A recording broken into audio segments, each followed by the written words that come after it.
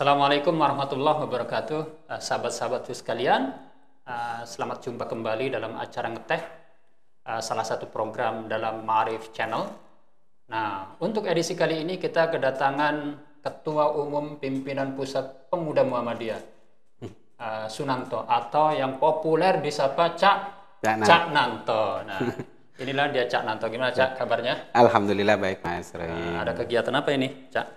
Ya biasa Ramadan, terus masih melakukan habis tanwir pemuda kemarin, terus aktivitas ekonomi yang selalu. Oke Cak, kita biasanya sebelum memulai ada pertanyaan ganda.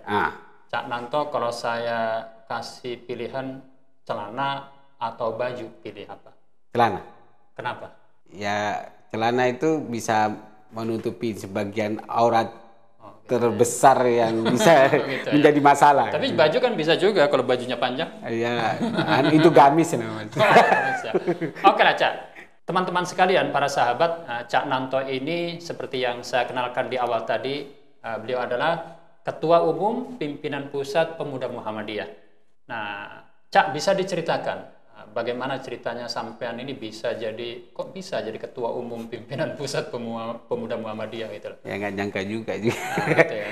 Jadi sebenarnya kalau saya Mas Rokim kan sejak awal memang dulu di Madura memang nggak ada Muhammadiyah. Oh iya. Jadi di Madura itu kan ada candaan ya. Semuanya Muslim kecuali candaannya kecuali Muhammadiyah. 90% Islam, 10% Muhammadiyah. Oh gitu ya. Jadi kalau dulu SD, SMP, MTS saya di pondok pesantren ya. Tapi karena waktu itu tidak bisa melanjutkan, keluarga saya tidak bisa melanjutkan lanjutkan sekolah SMA. Terus kebetulan waktu itu ada paman saya yang baru masuk Muhammadiyah. Jadi kebetulan banyak saudara saya yang dimasukkan ke panti untuk sekolah. Oh ya, saya pernah baca itu, Cak. Jadi Cak Nanto ini sahabat pernah di panti asuhan. Saya di panti asuhan Muhammadiyah. SMA saya di panti asuhan untuk bisa sekolah. Di Sumeneb. Di kota. Jadi saya orang desa terus ke kota agak bangga walaupun di panti juga agak bangga lah. Karena sudah di kota. Ya. Jadi sudah punya ini ya, sudah punya pengalaman yang menarik ya. Iya. Terus gini, Cak. Dulu apa itu SMP SMA ya itu di mana di SMA 1 Muhammadiyah 1 Sumeneb SMA-nya. Kalau dulu di pondok salafnya di pondok pesantren Sumber Mas Salaf. Itu NU ya? NU terpencil bahkan enggak. Itu di apa di Sumeneb juga? Di Sumeneb juga. Tapi di kampung ya? Di kampung, di salah satu kecamatan. Terus lulus SMA kuliah di ke Solo. Ke UMS. UMS. Ya? Jadi dulu kepikirannya Mas kuliah ilmu politik. Kan waktu genjar-genjarnya Pak Amin itu, jadi itu idola. Tahun berapa ya? Tahun 2000. Menjelang tahun 2000-an? Tahun 2000 saya masuk kuliahnya tahun 2000. Pertama 99 lulus, tahun 2000 baru kuliah. Artinya gerakan reformasi masih kencengnya, masih idola. Tapi kembali ini soal biaya juga ya. Ini kan soal. Jadi saya ke Solo itu sendirian, Mas. Oh ya. Tidak pernah ke Jawa, tidak pernah tahu Jawa, tapi saya nikah. Tapi kan udah lulus SMA, itu kan sudah. Iya, tapi tidak pernah tahu Jawa. Jadi tidak pernah menginjakkan Jawa. Dulu di Madura ya. Jadi nikat sendirian, nggak tahu arahnya ke Solo, ke Pondok Solo itu, ke Sobron. Oh, ke Sobron ya. Itu Pondok Kader. Ya. Lumayan kan kamu tuh pilihannya mau di Sobron atau tidak. Kalau di Sobron dapat 50% bayaran. Kayaknya menarik. Jadi, tapi fakultas agama ya udahlah. Jadi motivasinya ada cari diskon juga. Ada. Yang penting bisa sekolah gitu, kuliah itu pikirnya. Jadi habis itu baru karena memang basicnya kalau dulu di MTS sudah pramuka aktif. Kalau di SMA saya di Sekretaris Ikatan Remaja Muhammadiyah di IRM. Ya. Waktu itu namanya IRM. Masih IRM. Saya IRM-nya sampai Taruna Melati 2, Taruna Melati 3 sebelum Melati Utama itu. Sebelum paripurna atau apa misalnya? Ya, Melati 3. Melati 3. Terus di apa di UMS masuk IMM? Apa? Iya, jadi setelah diterima masuk pondok, saya satu-satunya mahasiswa baru yang langsung diangkat sebagai anggota komisariat, sebagai pengurus komisariat karena backgroundnya sudah aktivis IRM. Iya. Di komisariat sebagai sekretaris bidang, habis itu ketua komisariat gitu. IMM, terus aktif di majalah kampus, fakultas, terus banyak kan bidang kader. Di cabang bidang kader, baru ketua DPD IMM Jawa Tengah, 2006-2008 pindah nekat ke Jakarta menjadi salah satu pengurus DPP IMM. Terus habis itu 2008-2000 sempat nyalon DPP IMM 2010 tapi belum takdirnya gitu. Siapa yang terpilih waktu itu? Waktu Ton. Oh, Ton Abdillah. Nah, saya selisih satu suara dengan Ihsan yang lawan Ton. Oke. Nah, ini kan waktu di IMM ya, waktu di IMM yang waktu di IMM atau udah ke pemuda tuh ketika aktif di dunia kepemiliuan. Kepemiliuan. Oh, masih kan IMM sama pemuda. Saya waktu zamannya Bang Saleh sudah masuk sejak awal di IMM. Jadi 2009, saya masuk Jakarta 2008. 2009 saya jadi di Jakarta saya sempat pengajar menjadi kepala sekolah di mana? SD Tunas Iblam Depok milik NU. Jadi kembali ke habitat. Ya enggak, yang penting bisa hidup, Pak. Iya. Yang penting bisa hidup, terus ngabdi, terus habis itu 2009 ada tawaran untuk. Enggak, ini kan pendidikannya pendidikan agama. Terus memang ada cita-citanya sebenarnya di politik ya. Iya. Tapi maksudnya pendidikan agama. Ini maksudnya apa? Mau mempolitisasi agama atau gimana? Enggak juga. Tapi kan waktu itu karena ini yang realistis. Yang ada diskon tadi ya. Yang realistis bahwa berpolitik itu tidak harus paham ilmu politik, tapi orang politik itu harus paham agama. Iya. Ya, orang politik itu harus paham agama, tapi orang agama juga harus berpolitik. Harusnya begitu, Mas. Terus aktif di jaringan pendidikan pemilih untuk rakyat. Agak lama juga saya menjadi tokoh nasional waktu itu. Udah jadi tokoh nasional ya. Nah, dulu julukannya tokoh nasional, Mas. Oh, nasional. Jadi karena belum agak mirip ya merek LG. Jadi kenapa nasional? Karena memang koordinator nasional, tapi kata saya kan masih sekumpulan kecil, jadi ini tokoh nasional belum nasional. Gitu. Kalau sudah nasional sudah ke negara. Gitu. Ada sedikit pengalaman yang bisa diceritakan waktu di JPPR? Ya, jadi memang pengalaman paham tentang bagaimana berkumpul dengan perbedaan. Apalagi saya orang Madura yang berteman dengan non-muslim itu jarang loh, Mas. Oh ya, di JPPR itu di JPPR kami ketemu inklusif, ada Hindu, ada Kristen. Jadi saya baru memahami bagaimana cara melakukan upaya saling tahu, saling mengerti satu sama lain tanpa harus ada gotok-gotokan dan merasa najis gitu. Kalau dulu kan cekokan pikiran orang desa ketemu selain seagama itu kan dianggap najis bahasa kasarnya gitu, tanda petik itu. Memang gini ya, problem kita para sahabat. Jadi memang pendidikan kita yang waktu di ibtidaiyah atau di sanawiyah itu ya memang ada ajaran-ajaran agama yang mengatakan ya namanya non muslim itu najis gitu, jauh. Kita nggak boleh bergaul. Nggak boleh berteman. Baru kemudian setelah dewasa, setelah kita tahu cara berpikir mereka, cara hidup mereka, baru tahu. Ternyata sama aja sebenarnya. Jadi artinya itu yang penting bahwa mengerti pendidikan agama itu tidak hanya di teks, tapi mengerti perasaan orang yang beragama.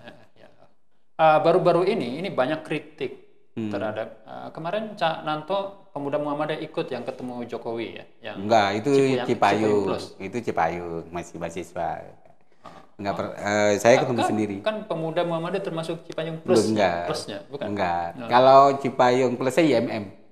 IMM-nya. Nah, terus gimana pandangan Cak Nanto itu terhadap kritik-kritik terhadap mereka yang datang menemui presiden, terus dianggap mengkhianati perjuangan teman-teman yang di lapangan? Ya, itu yang menurut saya sangat keliru. Ketemu orang yang, kalau misalnya kita berbeda pandangan, bukan berarti tidak ketemu. Karena ketemu bisa menemukan sisi. Artinya Cak Nanto setuju ya dengan langkah mereka yang ketemu presiden itu? Ya, nggak ada masalah. Dia presiden kita. Apapun dia benci tidak tetap presiden kita. Masalah dalam agama juga dia pemimpin kita. Kalau tidak menghormati berarti kita tidak pernah merasakan beragama di dalam kita. Walaupun berbeda dengan bahwa kita menghormati orang beragama, bahkan selain tidak beragama juga diajarkan dalam. Apalagi sebagai pemimpin ya. Menghormati sebagai pemimpin, bukan sebagai seagama kan. Tapi sebagai pemimpin juga harus dihormati, dan itu ajaran kita, Mas. Tapi kalau misalnya ada, ya biasa menurut saya bahwa orang mengkritik oke, tapi tidak boleh berlebihan. Karena strategi dakwah menurut saya, kalau kita di luar, Mas, apapun yang kita teriakan pasti tidak akan pernah menjadi kebijakan.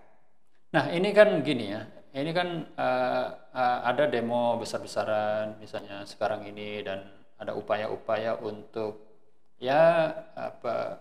menghentikan presiden sebelum 2024. Jadi itu sebagai kritik terhadap upaya-upaya untuk memperpanjang jabatan presiden. Itu bagaimana menurut Cak Nanto? Kalau kehendaknya untuk menghentikan presiden tengah jalan, menurut saya sangat keliru, Mas, dan kosnya sangat luar biasa. Kan kita sudah, demokrasinya sudah diatur. Kecuali misalnya ada upaya betul dan sudah langkah-langkah itu sudah dirubah, itu kan masih wacana. Bahkan selama ini Presiden Jokowi tidak pernah mengaminin bahwa minta berapa kali periode, gitu loh. Artinya itu sebagai upaya orang publik mengatakan sisa selama, Mas, tidak dilakukan perubahan amandemen, karena perubahan itu terbentur oleh perubahan undang-undang. Jadi tidak bisa, walaupun presiden mau, orang mau, tapi undang-undangnya tidak berubah, saya kira tidak akan pernah menyelesaikan masalah. Tapi kan katanya sekarang ini kan DPR sudah dikuasai oleh partai-partai yang pro presiden. Jadi kalau misalnya ingin melakukan perubahan ya gampang saja. Tidak sesederhana itu, Mas. Jadi memang kita kalau lihat perubahan dan segmentasi polarisasi politik itu tidak hanya pada ketika polisi pemilu. Mungkin publik masyarakat ini jangan anggap sesuatu yang bisa didinakbobokkan karena kekuasaan politik semata. Karena kekuasaan terus digenjot tanpa pernah didengar. Kalau yang bagus kan tetap kekuasaan tetap berada di tangan rakyat, perlu didengar keinginannya seperti apa. Kalau misalnya keinginan besar publiknya seperti apa, saya kira nggak ada masalah. Bagaimana pandangan Cak Nanto terhadap kritik? Ya memang semua partai mengatasnamakan rakyat, tetapi kan partai-partai ini hanya butuh rakyat pada saat menjelang pemilu karena mereka ingin dipilih, tetapi setelah itu kan kemudian mereka merupakan rakyat gitu. Ya kalau saya begini, Mas, jadi memang demokrasi kita mengajarkan pengenalan seorang wakil itu ketika ada waktunya, kan gitu. Ya. Tapi memang tidak bisa serta-merta, harus dipahami publik. Jangan sampai bahwa perilaku politik itu terus juga diamini oleh publik. Itu sama aja. Kalau istilah kami di JPPR, kalau proses pemilunya sama aja dengan dagangan, maka apa yang saya beli itu hak saya dong. Mau disobek kayak, mau dipermak, mau didiamkan. Sama dengan suara, Mas. Kalau misalnya wakilnya itu tidak peduli, berarti proses pemilunya itu karena beli, bukan karena keinginan untuk melakukan pengabdian. Ya, memang ada kritik ya terhadap masyarakat juga ya, bahwa kenapa para politisi itu kemudian mengabaikan rakyat karena mereka sudah merasa membayar apalagi mahal ya bayarannya itu. Ya lumayan. Tapi memang agak berat situasinya, tapi menurut aku bahwa sekarang partai peserta pemilu yang bisa menentukan hanya melalui partai politik. Jadi tidak bisa orang baik tidak masuk partai politik. Jadi partai politik itu sebenarnya hulu dari apa Jadi, dari sistem politik yang ada sistem sekarang. politik. Kalau partai politiknya baik, kira-kira seperti itu, maka mungkin muaranya juga Semua akan mengejar baik. yang baik. Maka kader-kader Muhammadiyah juga harus ada di situ biar Apa nilainya bagus. upaya-upaya yang sudah dilakukan pemuda Muhammadiyah untuk memperbaiki kondisi misalnya dari hulunya? Pertama kami selalu sekarang memberikan dorongan kepada teman-teman kader untuk memilih kader mana yang perlu didorong. Terus struktur dengan cara komunikasi kami untuk memfasilitasi lah bagaimana kader-kader ini berada mengabdi terus belajar di tempat itu sekaligus mengaktualisasikan apa yang sudah didapat di dalam organisasi kita ini. Nanti bagaimana hasilnya yang namanya juga uji coba kan kita nggak tahu mas hasil. Tapi insya Allah dia kemungkinan bisa mempengaruhi kebaikan terhadap perilaku-perilaku itu. Terus bagaimana Cak Nanto menjawab kritik bahwa pemuda Muhammadiyah ini terlalu politis? Kan beda. Kemarin kami wawancara misalnya ngobrol dengan ketua IPM. Kalau ketua IPM ini kan mereka lebih ke masalah-masalah ideologi. Nah, dan kita mendengar kritik dari luar pemuda Muhammadiyah terlalu politis. Ya banyak pengurusnya orang politik. Gitu ya. Jadi kalau maksudnya kalau di pemuda kan ranahnya bahwa ada tingkat antara pergolakan ideologi dan realita itu dihadapkan. Maka kecenderungan ideologi kan perjalanan yang harus diterpa. Bukan berarti kami tidak melakukan banyak aktivitas ideologisasi terhadap Muhammadiyah, tetap pengkaderan tetap kita lakukan. Tapi target utama kalau misalnya saluran ideologi tidak disalurkan di dunia politik tidak ada gunanya mas, mandek nih. Maka perlu disalurkan ideologi itu. Jadi mungkin kalau kader-kader Muhammadiyah itu kita anggap sebagai ada tahapan-tahapan barangkali ya IPM atau IRM itu sebagai tahapan penguatan ideologi seperti itulah. Kemudian Ikatan Mahasiswa Muhammadiyah itu penguatan gerakan intelektualisme. Nah, kemudian pemuda Muhammadiyah ini sudah lebih banyak aktualisasi praksis karena misalnya di situ dengan dari situlah kemudian kenapa pemuda Muhammadiyah banyak bersentuhan dengan politisi. Politik. Karena kalau misalnya mau politiknya oposisi atau mau politiknya berada di dalam itu sama-sama politik dan itu sama-sama menyuarakan nilai. Memang kan kalau misalnya kan ada kalau saya tinggal ada dua pilihan, kita berada di dalam atau di luar. Kalau di dalam tentu tidak terkenal, pasti dibenci kalau ada dekat gitu. Tapi kalau di dalam dielulukan, tapi ingat tidak semua yang kita upayakan teriakan bisa sampai kepada perubahan-perubahan kebijakan yang kita harapkan. Karena di dalam itu bukan berarti tidak perjuangan loh mas. Kadang-kadang memasukkan kader, misalnya kan sekarang banyak teman-teman pemuda yang sudah diamanahkan sebagai komisaris, komisioner, persaingan-persaingan itu katanya itu sebagai upaya untuk membeli itu mas, gimana? Membeli dukungan? Gimana? Enggak ada urusan dengan dukungan. Misalnya begini mas, ini kader banyak, mau kita kumpulin di Muhammadiyah semua. Padahal ruang dakwah kita sudah mampu mendistribusikan kemampuannya. Lagian mas, nggak cukup kita terlalu kita ini masa dari IPM, IIMM, pemuda, nanti majelis, pelajarannya masih tentang kemuhammadiyahan aja. Gitu ya? Iya, nggak capek. Jadi perjuangan terusnya. Hasil perjuangannya kapan? Bukan soal materi, tapi maksud saya, bagaimana apa yang kita sudah perjuangkan, tolong disebarkan ke tempat. Sejauh mana kita menguji bahwa, minimal menguji bahwa Muhammadiyah saya ini seperti apa sih? Minimal begitu, mas. Yang kedua, ternyata orang banyak ngaku Muhammadiyah. Minimal dengan tata cara. Yang paling penting bagaimana Muhammadiyah, prinsip saya minimal nggak musuhnya ya sudah luar biasa. Karena itu mempermudah jalan dakwah kita untuk melakukan aksi-aksi sosial.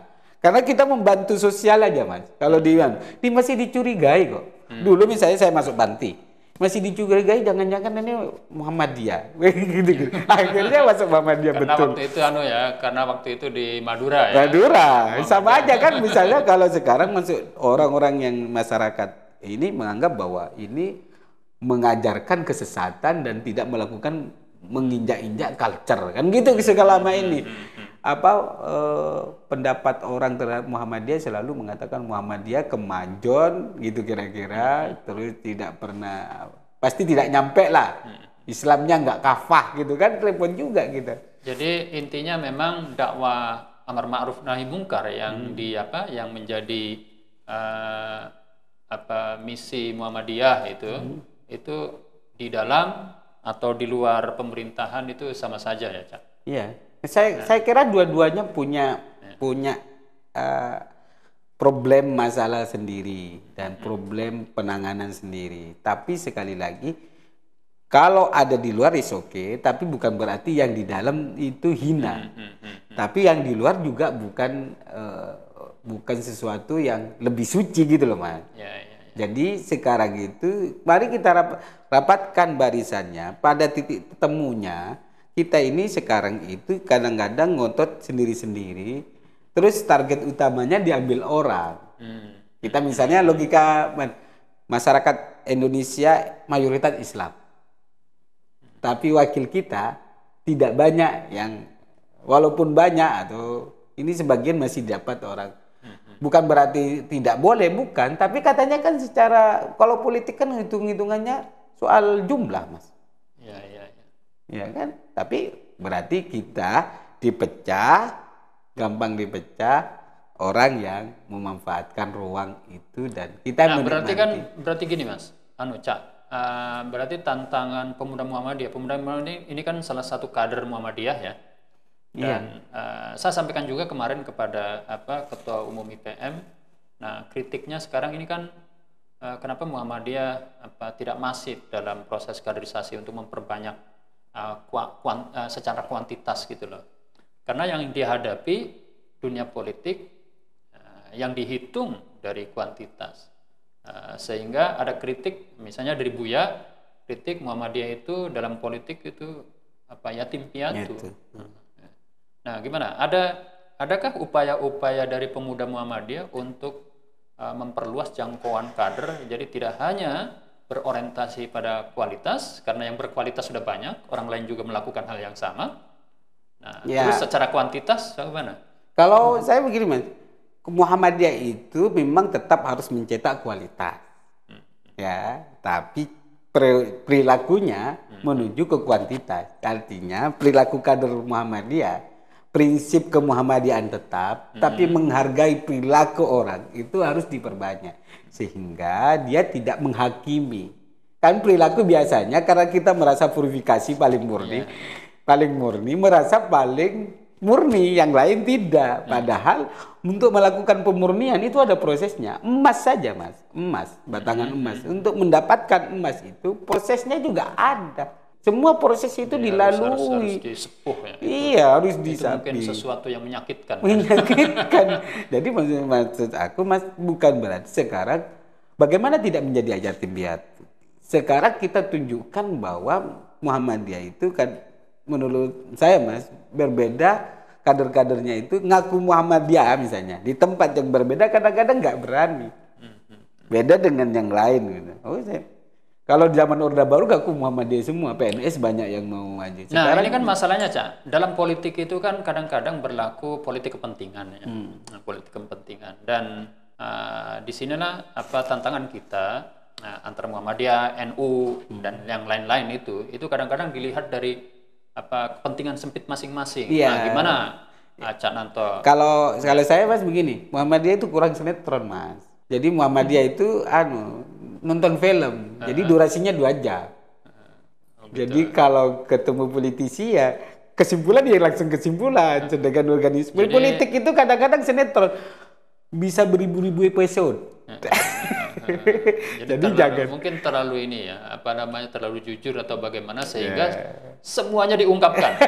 Tidak ada yang tersisa. Nggak dukung kok jujur. Tapi bukan begitu. Tapi maksud saya, Mas, jadi sehingga mudah dibaca oleh orang lain. Kalau jalan itu kan harus ada beloknya, Mas. Nggak boleh lurus terus. Belok itu bukan berarti salah. Bukan berarti salah ya. Karena berarti memang arahnya untuk jalan yang lain. Nggak jalan lain. Kan jalan memang harus ada belok, nggak mungkin lurus terus. Ya, artinya untuk menuju suatu tempat kan jalannya beda-beda. Ada yang belok-belok, ada yang lurus gitu. Yang belok-belok bukan berarti jalan yang salah. Salah. Gitu kira-kira. Iya. Kadang-kadang yang belok-belok itu yang menikmati. Karena yang prosesnya lebih panjang. Dan kadang-kadang kesabaran politik Muhammadiyah yang harus diuji. Maksudnya kesabaran untuk melakukan negosiasi, kesabaran untuk meyakinkan. Ini bukan berarti bahwa kita meminta-minta jabatan, bukan. Ini bagaimana menempatkan kemampuan orang yang tepat di posisi itu agar pengelolaan dan penyelenggaraan negara itu tepat. Ada kritik gini, Cak. Jadi Muhammadiyah ini dikritik kadang-kadang merasa diri pintar ya. Merasa diri pintar dan orang pintar itu seharusnya dihargai kayak gitu. Tetapi dalam politik kepintaran itu kadang-kadang tidak kongruen itu tidak identik dengan tingkat dukungan ya. Karena dalam politik, apalagi politik elektoral, itu kan seorang profesor dengan misalnya seorang tukang beca atau petani kecil di kampung itu kan sama saja dihitung satu suara. Nah, itu terhadap kritik yang seperti itu bagaimana, Cak? Ya, salah satu bahwa kita harus memiliki kesempatan yang sama, Mas. Jadi di politik itu memiliki kesempatan yang sama. Maka kalau misalnya yang pintar itu jangan, karena kehidupan itu tidak bisa dikerjakan sendiri. Tidak mungkin bisa dikerjakan sendiri. Kalau kebiasaan di dunia guyonan politik, ngapain cari orang pintar? Dia bisa kerja sendiri. Orang yang tanggung-tanggung nggak ada kerjaan. Kalau cari yang tanggung, pasti yang butuhkan yang pintar, gitu loh, Mas. Jadi maksud aku, sekali lagi, sepinter-pinternya kita, tidak bisa kita menyelesaikan itu. Kita harus percaya terhadap orang, dan kepercayaan itu harus belajar. Kadang-kadang karena pintar, maka kita nggak pernah percaya. Kalau sudah tidak percaya, maka masalah dihadapin sendiri, sedangkan solusinya itu bukan apa yang ada di pikirannya, tapi ada di realita. Jadi apa yang misalnya yang ideal gitu, Mas. Kadang-kadang yang orang pintar itu mikirin ideal, padahal solusi belum tentu yang ideal. Gitu. Ya, artinya kan memang dunia politik itu dunia realitas yang menggambarkan masyarakat yang sesungguhnya. Ya. Jadi tidak bisa kemudian ada orang merasa pintar sendiri. Nah, orang pintar membutuhkan orang lain. Yang mungkin dalam tanda petik lebih bodoh atau apa gitu, tetapi mereka kan masing-masing punya pekerjaannya ya yang sesuai dengan kepintaran dan lain-lain ya. Sahabat-sahabat sekalian, saya kira menarik sekali ini ngobrol dengan Cak Nanto. Ya masih belum dari YouTube ini. Dari mudah-mudahan kapan-kapan kita sambung lagi siap. karena waktunya dibatasi. Tetapi menarik perjalanan Cak Nanto ini dari kampung kecil di Madura sana, bahkan sempat masuk panti asuhan, tetapi kemudian sukses sekarang menjadi ketua umum pemuda Muhammadiyah dan menjadi komisaris utama ya. Sudah komisaris utamanya sudah. Sukses, Cak. Amin. Makasih, Mas Roy. Semoga terus berkembang, pemuda Muhammadiyah terus maju. Amin. Dan apa yang kita sampaikan pada hari ini, sahabat-sahabatku sekalian, mudah-mudahan bisa memberikan manfaat untuk kita semua deh, Cak. Sebelum menutup, ada apa lagi? Ada ini dagdikduk ada tebakan receh ini, Cak. Tahu hutan? Iya tahu. Di hutan itu kan biasanya banyak binatang sehingga ramai. Nah, ini ada hutan yang sepi, tidak terdengar suaranya. Itu jenis hutan apa, Cak? Hutan apa ya? Menyerah deh. Taluk ya. Kayak rame terus pasti biasanya. Hutan mangrove, Cak. Nggak bisa. Hutan mangrove. Nggak bisa, Mas. Ya kan mangrove amin. Gitu. Demikian sahabat-sahabat sekalian, sekali lagi semoga menginspirasi kita semua perjalanan hidup Cak Nanto dan bagaimana perjuangannya dalam memajukan pemuda Muhammadiyah. Mudah-mudahan memberi kita manfaat, memberi kita inspirasi, dan sampai di sini ngeteh kita pada episode kali ini. Akhirul kalam, assalamualaikum warahmatullahi wabarakatuh. Waalaikumsalam.